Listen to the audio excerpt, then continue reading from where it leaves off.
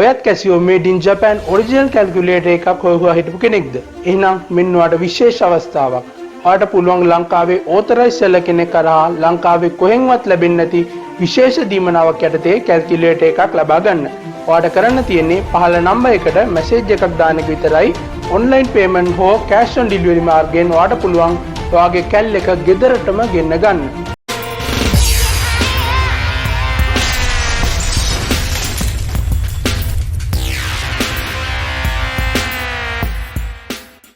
අදත් ඔයාව iBone කියලා පිළිගන්නවා ට්‍රිකල් කුප්පිය YouTube channel එකට.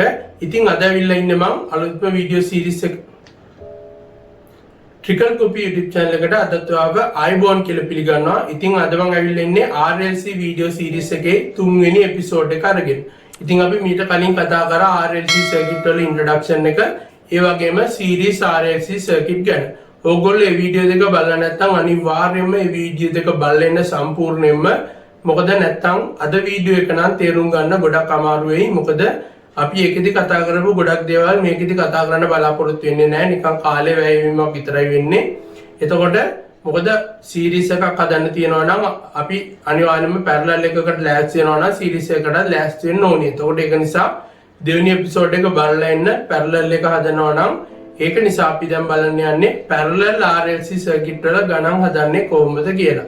අපි බලමු. Parallel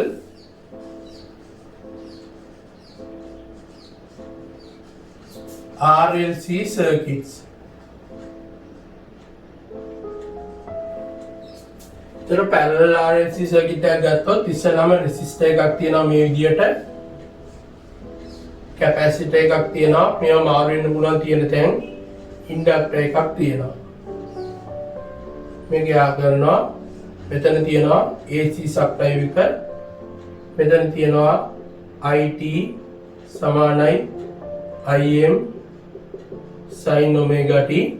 එතකොට මෙතන තියෙනවා resistor එක, capacitor එක, inductor එක. එතකොට මෙතනින් යන ධාරාව අපි ගන්නවා IL කියලා, inductor එක කරා යන ධාරාව, මේ කරා යන ධාරාව IC, මේ කරා යන ධාරාව IR. එතකොට මේ හැම එකක් කරාම තියෙන වෝල්ටේජ් එක තමයි VS කියලා කියන්නේ. එතකොට මේක තමයි සර්කිට් එක, සරලම සර්කිට් එක. එතකොට මේකෙදි කරන්ට් එකේ ෆේසර් ඩයග්‍රෑම් එක ඇඳුත් එහෙම මේ විදිහ එකක් තමයි අපිට ලබා ගන්න පුළුවන් වෙන්නේ. ඕගොල්ලන්ට මතක ඇති වෝල්ටේජ් එක ආවේ ඉන්ඩක්ටර් එක සැලකුවොත් එහෙම ඉන්ඩක්ටර් එකේ වෝල්ටේජ් එක ආවේ y අක්ෂයේ ධන දිශාවට. ඉන්ඩක්ටර් එකේ රියැක්ටන්ස් එක ආවේ එහෙම නැත්නම් XL කියන එක ආවේ y අක්ෂයේ ධන දිශාවට. හැබැයි කරන්ට් එක එන්නේ ඒ දෙක මාරු වෙලා. එතකොට කැපැසිටර් එකේ කරන්ට් එක තමයි y අක්ෂයේ ධන දිශාවට එන්නේ. ඉන්ඩක්ටර් එකේ කරන්ට් එක තමයි y අක්ෂයේ ඍණ දිශාවට එන්නේ. එතකොට ඒක මතක තියාගන්න, වෝල්ටේජ් එකයි ඉම්පීඩන්ස් එකයි දෙකම y අක්ෂයේ ධන දිශාවට, කරන්ට් එක විතරක් දෙපැත්ත මාරු වෙලා එනවා. මේ x අක්ෂය මාරු වෙන්නේ නැහැ. ඒක IR ම තමයි. එතකොට මේ විදිහට ගත්තට පස්සේ මෙතනින් ටෝටල් කරන්ට් එක ගන්න පුළුවන් θීටා කියලා. මම මේකෙදි ගන්නවා IC විශාලයි IL කියලා. එතකොට අපිට ෆේසර් ඩයග්‍රෑම් එක අඳින්න පුළුවන්.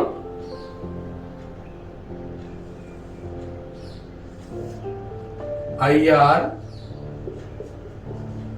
මෙතන තියෙනවා IC, මෙතන IL. එතකොට අපි කිව්වා IC විශාලයි IL කියලා. එතකොට මෙතනින් එන විශාලත්වය IC ඍණ IL. මොකද IC විශාලයි IL නිසා. ඊළඟට මේක මේ විදිහට මේව කරාට පස්සේ මෙතනින් එනවා θීටා කෝණය tan θීටා. tan θීටා සමානයි IC ඍණ IL බෙදීම IR. එතකොට මේකෙන් ෆේස් ඇන්ගල් එක හොයාගන්න පුළුවන්. ඊළඟට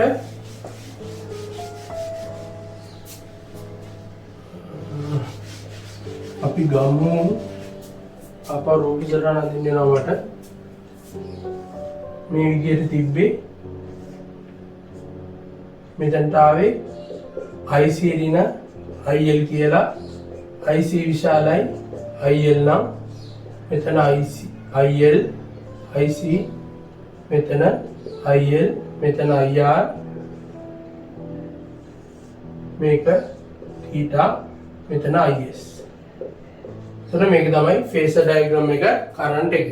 එතකොට මේක අපිට ලියන්න පුළුවන් සමීකරණය IS කියන එක IS සමානයි මේ කොටසයි වර්ගවල වර්ගමූලය IC ඍණ IL වල වර්ගය ධන IR වල වර්ගයේ වර්ගමූලය. එතකොට අපි දන්නවා VS සමානයි IR වාරයක්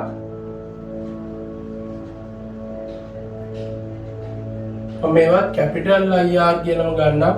તો ලේසි නැත්නම් වල එකක මාරු වෙලා තියන්නේ කියලා. IL. එතකොට VS සමානයි රෙසිස්ටර් එක හරහා තියෙන වෝල්ටේජ් එක VS ඒක සමානයි IR වාරයක් R වලට. ඊළඟට ආපහු VS කියන එක සමාන වෙනවා කැපැසිටර් එක හරහා බැලුවොත් එහෙම IC වාරයක් XC වලට. ඊළඟට VS කියන එක ආපහු සමාන වෙනවා XL වාරයක් IL වලට. මොකද මෙතන රියැක්ටන්ස් එක XL, මෙතන රියැක්ටන්ස් එක XC, මෙතන රෙසිස්ටන්ස් එක R වෙන නිසා. එතකොට මේ විදිහට අපිට මේක ලියා ගන්න පුළුවන්. ඊළඟට මම මේකෙන් ආදේශ කර ගන්නවා IC වලට IC සමානයි VS බෙදීම XC ඍණ VS බෙදීම XL වර්ගය ධන IR කියන්නේ VS බෙදීම R මේකේ වර්ගමූලය. එතකොට මේකෙන් VS කියන එක එළියට ගන්න පුළුවන්. එතකොට VS කියන එක එළියට ගත්තොත් එහෙනම් අපිට එනවා IS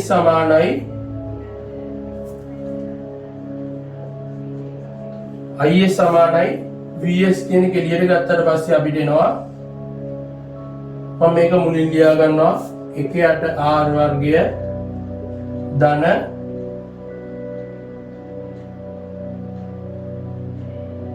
V නෑ 1/8 XC ඍණ 1/8 XL වල වර්ගයේ වර්ගමූලය කියලා. ඕගොල්ලන්ට එක පැහැදිලි ඇති VS වර්ග වෙන නිසා ඒකේ වරාණයෙන් එළියට ගන්න පුළුවන් වර්ගමූලයෙන්. එතකොට මේක ලියන්න පුළුවන් IS සමානයි VS වාරයක් Z කියලා. එතකොට VS සමානයි 1/8 Z කියලා. VS වාරයක් 1/8 Z කියලා. එතකොට VS කියන එක සමාන වෙනවා ආපහු වාරයක් IS වාරයක් Z කියන එකට. අපි ඉස්සෙල්ලා ගත්ත සමීකරණයම අපිට අවිල්ලා තියෙනවා.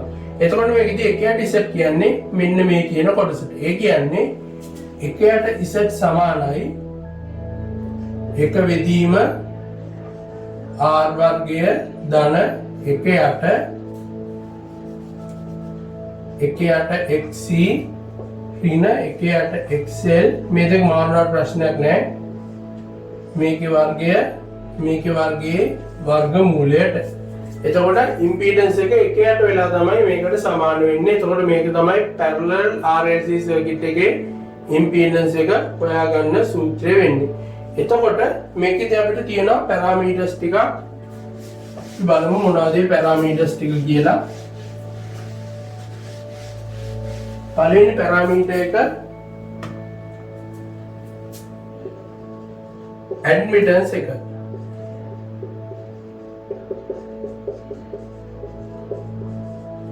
ඇඩ්මිටන්ස් අපි ඒක ගන්නවා y කියලා. y කියන එක සමාන වෙනවා 1/8 Z වලට.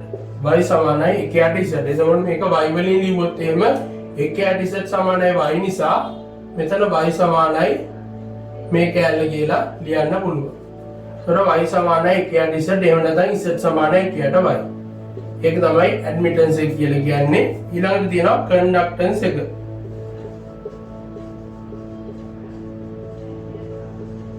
කන්ඩක්ටන්ස් එක අපි ගන්නවා G කියලා. G සමානයි 1/8 R වෙනවා. ඊළඟට තියෙනවා සසෙප්ටන්ස් එක. SUSC EPTANCE susceptance අපි එක ගන්නවා B කියලා ඒක සමාන වෙනවා ඒක මම මෙතන කියන්න susceptance එකේ පොඩි වෙනසක් වෙනවා susceptance එකේ reactance එකේ sign එක මාරු වෙනවා ඒ කියන්නේ BC කියන එක positive වෙනවා BL කියන එක negative වෙනවා එතකොට ඒක මතක තියාගන්න ඕනේ BC කියන එක susceptance එකේ BC කියන එක විශාලත්වය ලියුවොත් එහෙම 1යට XC BL කියන්නේ 1යට XL කියන එක එතකොට මේකෙදි BC කියන එක positive BL කියන එක negative එතකොට අපි මේක අඳිද්දි මතක තියාගන්න ඕනේ BC කියන එක positive BL කියන එක negative sign එකක් තමයි තියෙන්නේ ඒක අනිවාර්යයෙන් මතක තියාගන්න reactance එක. එතකොට XL මෙතන තියෙන reactance එක XC නම් ඒ කියන්නේ BC වල reactance එක XC නම් XC දන්න නම් මේක ඍණ වෙනවා. මේකදී හැම වෙලාවෙම XC කියන්නේ අපි දන්නවා ඍණ කියලා. XC කියන්නේ ඍණාගයක් y අක්ෂයේ පහළ දිශාවට තමයි තියෙන්නේ. එතකොට y අක්ෂයේ පහළ දිශාවට තියෙන නිසා BC කියන එක positive වෙලා y අක්ෂයේ ධන දිශාවට යනවා. BL කියන්නේ ඉන්ඩක්ටර් එක XL කියන එක XL තියෙන්නේ y අක්ෂයේ ධන දිශාවට. එතකොට BL කියන එක නෙගටිව් වෙනවා. BL කියන එක y අක්ෂයේ ඍණ දිශාවට යනවා. හැබැයි BC සහ BL කියන එක හොයන්න සූත්‍ර දෙක වෙන්නේ මෙන්න මේ සූත්‍ර දෙක. එතකොට මේ විදිහට ඒක හොයාගන්න පුළුවන්. දැන් අපි phasor diagram ටික අඳිමු. impedance triangle එක. impedance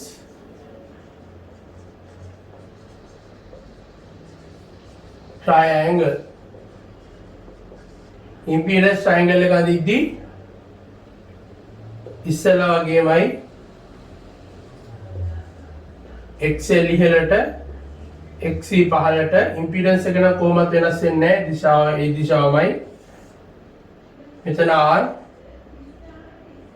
එතකොට අපි ගමු XL විශාලයි XC කියලා එතකොට මේ වගේ තැනකට එනවා මේක XL ඍණ XC එතකොට මෙතනට මේ විදිහට ඇවිල්ලා මෙතන කෝණය θ වෙනවා එතකොට tan θ සමානයි XL ඍණ XC වෙදීම R කියලා ගන්න පුළුවන්. එතකොට මේක තමයි impedance triangle එක වෙන්නේ. ඊළඟට අපි අඳිමු admittance triangle එක. මම මේක තියෙද්දි මදින්නම්. එතකොට ඒකේ පොඩි වෙනසක් ඔයගලන්ට වෙයි admittance triangle එකේ. admittance triangle එක ගනිද්දි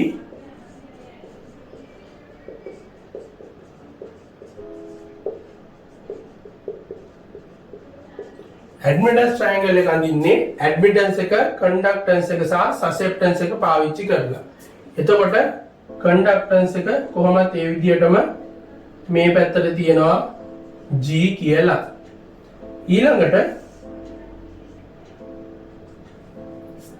මේ විදිහට ගන්නවා මේකෙදි susceptance එක තමයි y අක්ෂයේ තියෙන්නේ. එතකොට susceptance එක මම කිව්වා XL මේ පැත්තේ ධන මෙතන XL කියන්නේ ධන නම් මම කිව්වා BL කියන්නේ ඍණ කියලා. එතකොට BL යන්න ඕනි y අක්ෂයේ ඍණ දිශාවට.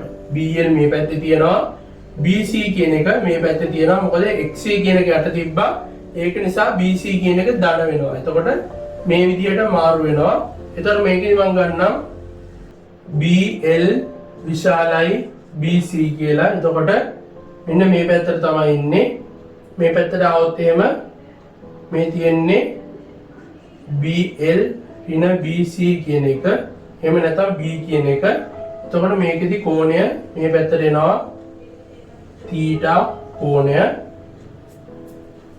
එතකොට tan θ ලියන්න පුළුවන්. tan θ සමානයි සම්මුඛ බාධය BL ඍණ BC වලට අපිට ගන්න පුළුවන් B කියලා. B බෙදීම බද්ධ බාධය G. එතකොට B බෙදීම G වලින් අපිට මේක මේ විදිහට ගන්න පුළුවන්. ඊළඟට තවත් සුළු කිරීමක් තියෙනවා.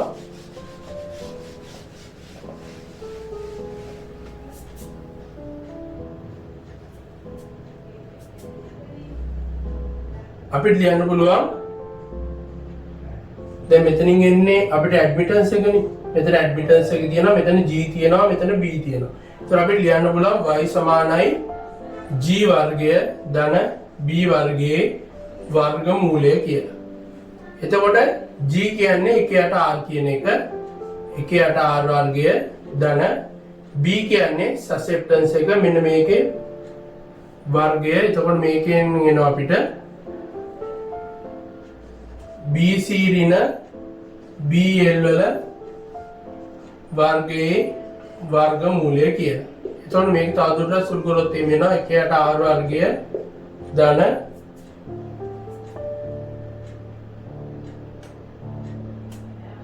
එකේ 8 xc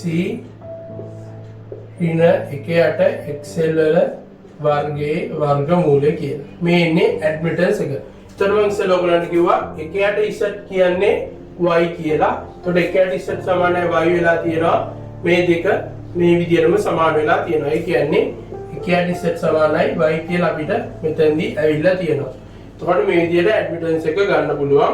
එතකොට මේ වගේ ගණන් වල හදන්නේ ගොඩක් වෙලාවට අපි ඇඩ්මිටන්ස් එක පාවිච්චි කරලා ඒතර අපිට ගොඩක් ලේසියෙන් උත්තර ගන්න පුළුවන්. ඉස්සරහදී මම ඒ ගැන පැහැදිලි කිරීමක් කරන්නම්.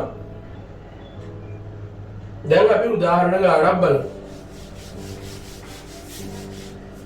මේ ටික තමයි අපිට කතා කරන්න තියෙන්නේ parallel RLC circuit ගැන.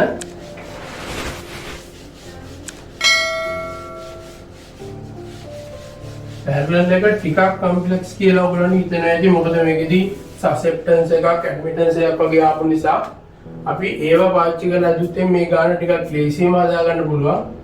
මම ගන්නවා මෙතන සප්ලයි වෝල්ටේජ් එක,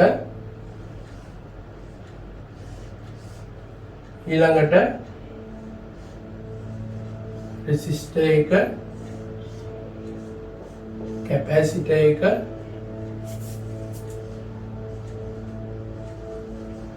ඉන්ඩක්ටර් එක, RCL. ඒක මාරුනාට ප්‍රශ්නයක් නැහැ. එතකොට R කියන්නේ 50 ohm, කැපැසිටන්ස් එක තියෙනවා 5 microfarad, L කියන එක තියෙනවා 20 millihenry කියලා. එතකොට මෙතන තියෙනවා වෝල්ටේජ් එක VS සමානයි 50 volt CI hertz සංඛ්‍යාතය. එතකොට මෙතනින් එනවා IS කියලා කරන්ට් එකක්, මෙතනට යනවා IR කියලා කරන්ට් එකක්, මෙතනට යනවා IC කරන්ට් එක, මෙතනට යනවා IL කරන්ට් එක. එතකොට ඔක තමයි සර්කිට් එක. පළවෙනි කොටසෙන් අපෙන් අහනවා ටෝටල් කරන්ට් එක.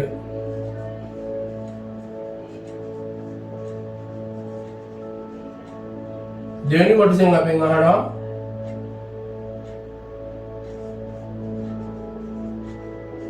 current of each branch.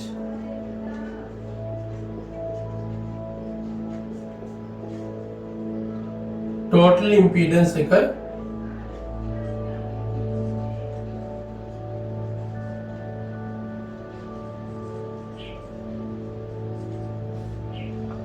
හතරවෙනි කොටස phase angle එක.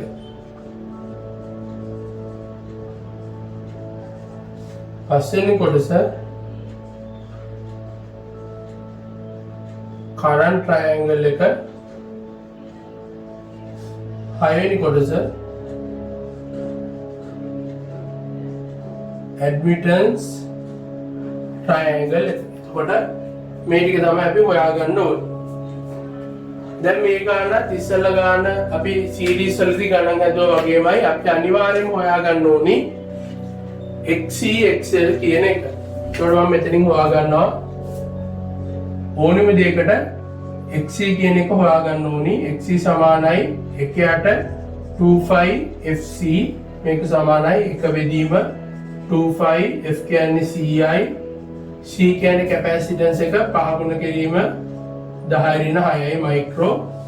එතකොට මේකෙන් එනවා XC වලට 318.31 ඕම් කියලා.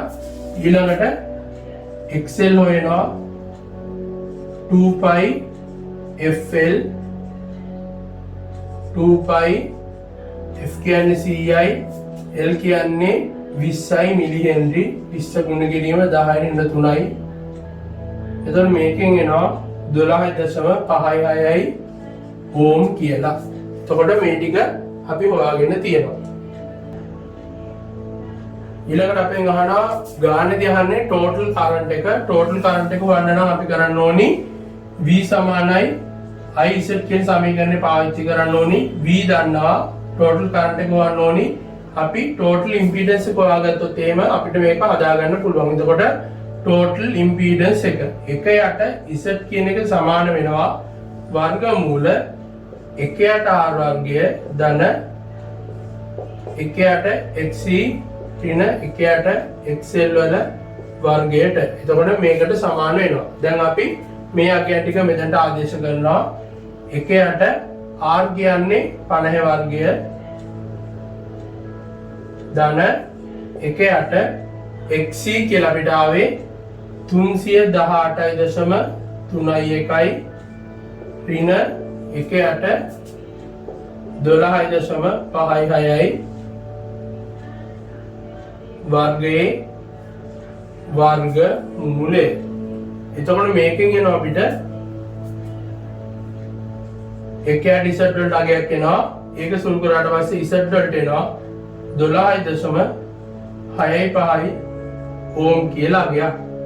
එතකොට මේ විදිහට අගයක් අපිට ගන්න පුළුවන්. ඊළඟට IS සමානයි VS බෙදීම Z කියලා ගන්න පුළුවන්. එතකොට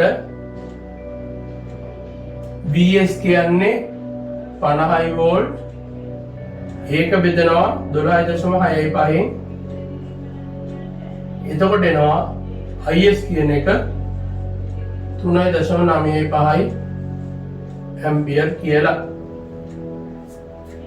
එතකොට පළවෙනි කොටස අදලි ඉවරයි. දෙවෙනි කොටසෙන් අහන්නේ current of each branch. එතකොට එක එක branch එකේ current එක අහනවා. එතකොට අපිට දන්නවා VS සමානයි IZ කියන සමීකරණයෙන් IR සමානයි VS බෙදීම R කියන එක මෙතනින් ගන්න පුළුවන්. එතකොට VS කියන්නේ 50 බෙදීම 50 සමානයි 1 ඇම්පියර්. ඊළඟට IL කියන එක VS බෙදීම XL වෙන්න ඕනි. එතකොට XL කියන්නේ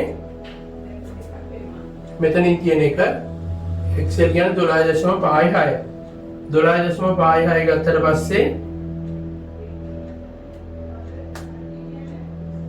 50 බෙදීම 12.56 සමානයි 3.97යි.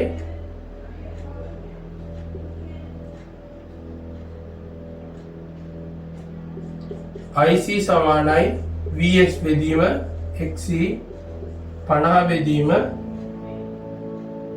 318.3යි සමානයි 0.16 ඇම්පියර්.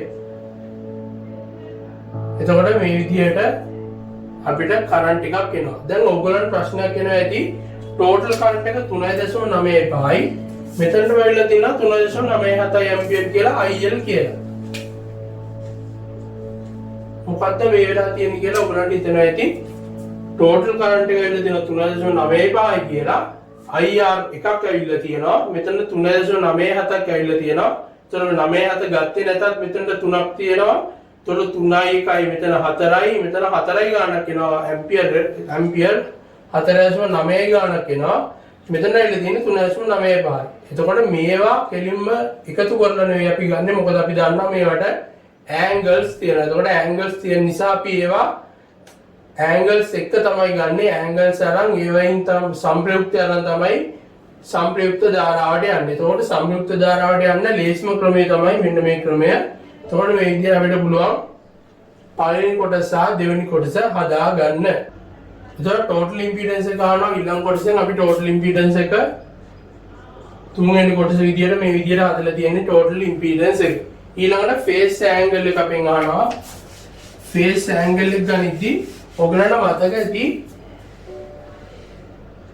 අපි ගත්තා series RLC circuit වල cos phi කියන එක power factor කියන එක R බෙදීම Z කියලා. එතකොට series එකේදී cos phi එහෙම නැත්නම් power factor එක cos phi කියන එක අපි අරගේ ආයේ R බෙදීම Z මේකේ ඉන්නේ Z බෙදීම R කියලා. ඒකම ඉස්සරහදී ඔප්පු කරලා පෙන්නන්නම්. එතකොට Z කියන්නේ අපි Z දෙව්වා 12.65යි මේකෙන් එනවා 50යි මේකෙන් එනවා 0.25යි 3යි බිඳුවයි කියලා. එතකොට මේක 0.25යි 3යි බිඳුවයි මේක සමානයි cos θ අපි දැන් cos θ කියලා. එතකොට θ සමානයි cos inverse 0.25යි 3යි බිඳුවයි. එතකොට මේකෙන් එනවා අංශක 75යි කලා 20යි කියලා. එතකොට phase angle එක අපි මේ විදිහට හොයාගෙන තියෙනවා. දැන් අපෙන් අහනවා දැන් උනට phase angle එක වෙන විදිහකටත් හොයාගන්න පුළුවන්. phase angle එක වෙන විදිහකට හොයනවා නම් ඉස්සෙල්ලා වගේ අපිට admittance එක conductance එක පාවිච්චි කරන්න වෙනවා. conductance එක කියන්නේ G කියන එක 1/8R 1/8R වලින් එනවා අපිට 0.02 Siemens කියලා. ඊළඟට BL susceptance එක inductor එකේ susceptance එක එක බෙදීම XL එක බෙදීම 12.56 ඒකෙන් එනවා 0.08යි Siemens BC එකයට XC 318.31යි මේකෙන් එනවා 0.003යි Siemens කියලා. එතකොට y සමානයි 1ට z කියලා අපි දන්නවා. y සමානයි 1ට z කියන්නේ 1ට 12.65යි මේක සූත්‍රයට පස්සේ අපිට එනවා 0.07යි 9යි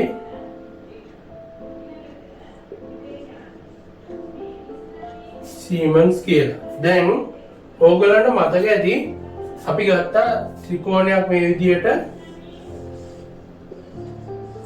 මේක G මේක Y මේක B. දැන් මම මේකෙන් ගන්නවා cos phi කියන එක cos theta කියන එක cos theta සමානයි බද්ධ වාද්‍ය G බෙදීම කර්ණය. බද්ධ වාද්‍ය කියන්නේ 1/8 R කියන එක.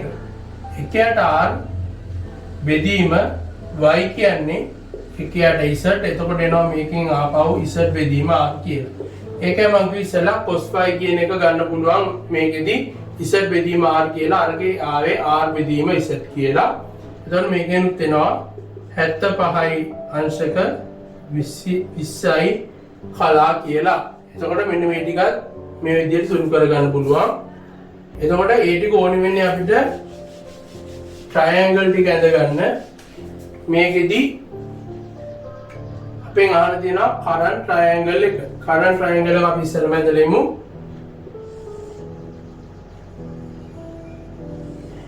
IR කියන එක මේ පැත්තට තියෙනවා. කරන්ට් එක හැම වෙලාවෙම දිශාව මාරු වෙලා ඉන්නේ. ඒ කියන්නේ මේ පැත්තේ තියෙන්නේ IC කරන්ට් එක, මේ පැත්තේ තියෙන්නේ IL කරන්ට් එක. එතකොට IC කරන්ට් එක 0.16යි. මෙතනින් IL කරන්ට් එක ආවේ අපිට 33.97යි කියලා. එතකොට මේකෙන් එනවා මේ දෙක සුළු කරාට පස්සේ මෙන්න මේ වගේ අගයක් මේක IL ඍණ IC 3.81. එතකොට මේක මේ විදිහට දික් කරාට පස්සේ අපිට මූල ලක්ෂයේ ඉඳන් කෝණය අඳින්න පුළුවන් මෙන්න මේ විදිහට. එතකොට මෙතන තියෙන කෝණය මේ විදිහට එනවා. එතකොට මේ තියෙන්නේ IS tan theta ගෙන ගන්න පුළුවන්. tan theta එනවා මේකිනුත් අංශක 75යි කලා 20යි කියලා. ඒ කියන්නේ ඉස්සෙල්ලා ආපු කෝණයම අපිට මේකේ තියෙනවා ඔයාලට සුළු කරලා බලන්න පුළුවන්. සම්මුඛ පාදය 3.81යි බද්ධ පාදය IR කියන එක අපි හොයාගත්තා. එතකොට මේකෙනුත් එන්නේ ඒ කෝණයම තමයි. එතකොට ඊළඟට අපි යනවා ඇඩ්මිටන්ස් ට්‍රයැන්ගල් එකට. ඇඩ්මිටන්ස් ට්‍රයැන්ගල් එකට ගියාට පස්සේ ඇඩ්මිටන්ස් ට්‍රයැන්ගල් එකේ G කියන එක ගන්නවා. ඊළඟට අපි සසෙප්ටන්ස් එකෙන් තමයි ඇඩ්මිටන්ස් ට්‍රයැන්ගල් එක අඳින්නේ.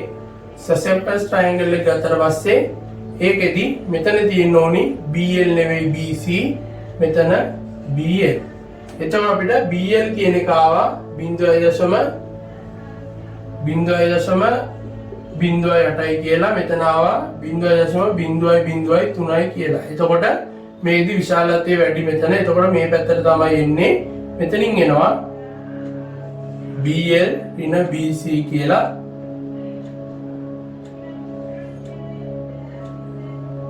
එතකොට මේක මේ පැත්තට තමයි විශාලත්වය වැඩි වෙන්නේ. ඊළඟට අපිට කෝණය ගන්න පුළුවන් මේ පැත්තට මේ විදිහට. මෙතන එනවා θ කෝණය. මෙතන තියෙනවා ඇඩ්මිටන්ස් එක 79 මිලිසීමන්ස් කියලා. මේ තියෙන්නේ ඇඩ්මිටන්ස් එක 79 මිලිසීමන්ස්. එතකොට මේ විදිහට කෝණය ගන්න පුළුවන්. මේක ඇඩ්මිටන්ස් ට්‍රයැන්ගල් එක. මේක BL ඍණ BC එනවා 0.077ක් කියලා. එතකොට මේකෙනුත් කෝණය ගත්තොත් එහෙම අර විදිහටම ඒ අගේම තමයි එන්නේ. එතකොට මේ විදිහට අපිට පුළුවන් සීරීස් RLC සර්කිට් එක ගණන් හදාගන්න. ඉතින් අපි ඊළඟ වීඩියෝ එකෙන් කතා කරනවා මීට වඩා කම්ප්ලෙක්ස් ගානක්. ඒකෙදි සීරීස් එකක් තියෙනවා පැරලල් එකක් තියෙනවා. අපි බලමු කොහොමද ඒ වගේ ගානක් ඉස්සරහදී හදාගන්න කියලා. මොකද ඒ වගේ ගණන් තමයි විභාගයට අහන්නේ. සාමාන්‍යයෙන් සීරීස් එකක් විතරක් දීලා අහන්නෙත් නැහැ, පැරලල් එකක් විතරක් දීලා අහන්නෙත් නැහැ. සීරීස් සහ පැරලල් දෙකම දීලා තමයි අපිට ගානක් අහන්නේ. ඉතින් අපි බලමු මේ වගේ ගානක් කොහොමද හදන්නේ කියලා. ඉස්සරහ වීඩියෝ එකෙන් අපි සබ්ස්ක්‍රයිබ් කරන්න, බෙල් අයිකන් එක ක්ලික් කරොත් ඔයාලට පුළුවන් අපි වීඩියෝ එකක් අප්ලෝඩ් කරපු ගමන්ම නොටිෆිකේෂන් එකක් ඔයාලා ගාවටම ගෙන්න ගන්න. එහෙනම් අපි අලුත් වීඩියෝ එකකින් ආයෙත් ඉක්මනින්ම හම්බෙමු. ඔයාලා හැමෝටම සුබ දවසක්.